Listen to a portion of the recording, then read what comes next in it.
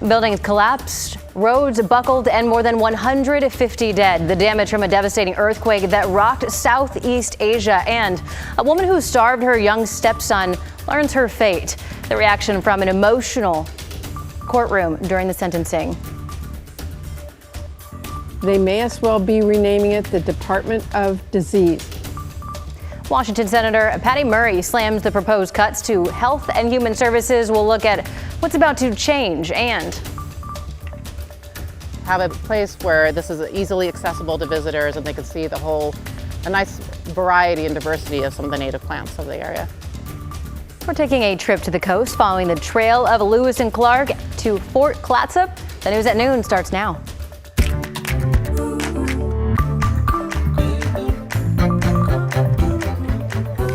We start at noon with a powerful 7.7 earthquake in Southeast Asia that has killed at least 150 people from Myanmar to Thailand. Video shows people frantically in the streets with many buildings damaged.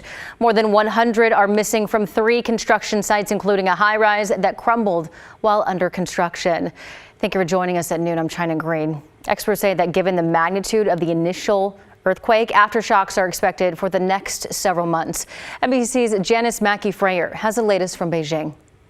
This was a very strong and shallow earthquake, measuring magnitude 7.7, according to the USGS. The epicenter about 10 miles from Mandalay. It's a city of 1.2 million people and causing havoc across Southeast Asia. The tremors felt far and wide across the region. In Bangkok, Thailand, which rarely gets earthquakes, the shaking caused a building to collapse at a construction site. Dozens of workers are trapped in the rubble there. Only a handful have been rescued so far. Elsewhere in the city, buildings swayed. People rushed to get out to the street. A rooftop swimming pool became a waterfall. There have been several strong aftershocks too. Thailand's prime minister has declared a state of emergency.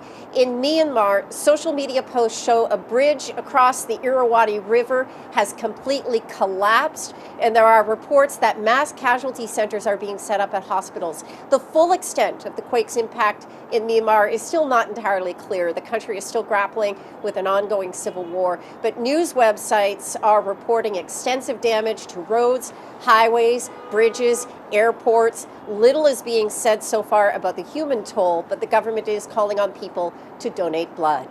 Janice Mackey-Freyer, NBC News, Beijing. On this Friday, let's take a look outside from our Rose City Skycam. We end the work week with a cloudy day over Portland. Meteorologist Rod Hill joining us now with a look ahead at what we can expect for the weekend. Yeah, let's take you through today and give you a little taste of the weekend. You can see a low spinning offshore. If you've been outdoors, maybe you found some rain. We haven't really had a lot in Portland, but you've definitely noticed the wind. I'll show those wind reports coming up. Here's the radar, and at first glance, it's like, wow, it's really wet. But as you get in closer, we've only had a trace of rain since sunup here in Portland, and Salem the same. Now there is a heavier shower that's starting to pop. This is down in the Sherwood area. In fact, it's moving into Sherwood right now. There have been some heavier rains coming over the Coast Range. If you're driving to the beach yet today, you'll encounter some of that rain. It's all rain. The snow levels are up generally close to about 4,000 feet. Now here are the winds. And maybe this is the star of the day so far. These are gusts, 31 Portland, 31 Troutdale. Notice how widespread the south winds are blowing, 20 to 30 miles per hour. We've actually had some gusts along the coast earlier this morning up to about 40 miles per hour. Here's that Rose City shot that China showed you. It's 54 degrees. And for the remainder of your Friday, haven't had much yet. Precipitation is going to become increasingly scattered. Don't expect a lot, but you could find a spotty downpour. Temperatures will be in the 50s into this evening. Most of your weekend, or let me rephrase, more of your weekend will be dry than wet, and we'll have that for you coming up. Thank you, Rod. This morning, a judge sentenced a woman convicted of starving a child nearly 2 years in prison. Under her care, the Multnomah County District Attorney's Office says a 9-year-old boy weighed less than 40 pounds. Our Thomas Schultz joins us from the Multnomah County Courthouse where that sentencing just wrapped up. So, Thomas, what was it like in that courtroom this morning? Yeah, well, China, it was a pretty stark scene, really. Family members were comforting and guarding that child who was starved by Jamie Strom. And they were clearly relieved by the outcome as well. Now, Strom was convicted and sentenced today on criminal mistreatment for starving her stepson and not providing adequate medical care. Family members say this treatment went on for almost 5 years when the boy was 4 to 9 years old. Throughout that period, the Multnomah County District Attorney's Office says Strom sparsely fed the child through a feeding tube and claimed that he refused to eat by mouth. Eventually, this came to a head when the boy saw a dietitian in 2019. At the time, family friends say the 9-year-old weighed less than 40 pounds. The DA's office says upon seeing the boy, the dietitian sent the child to the hospital where he swiftly regained weight. While Strom was sentenced to nearly 2 years in prison, family members say that's not enough. Strom spoke to the judge and asked to avoid prison time and have the opportunity to raise her other children while on probation. How is it acceptable that it's barely under 2 years that we fought this long? Barely under 2 years is what she's getting in a sentence for almost killing a child. I just want the opportunity to be able to fix the mistakes that I have made as a mom, to repair the damage that I have caused.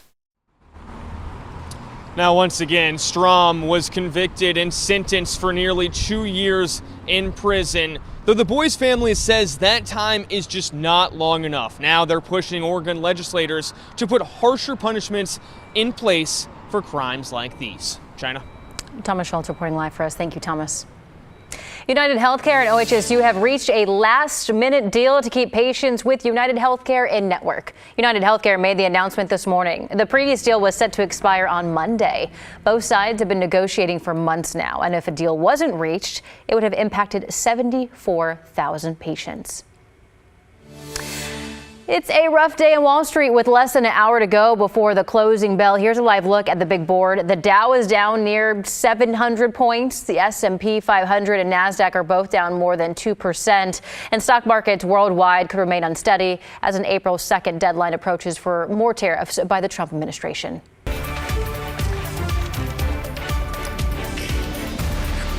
Washington Senator Patty Murray is warning about the looming cuts to the Department of Health and Human Services. She met with the media this morning.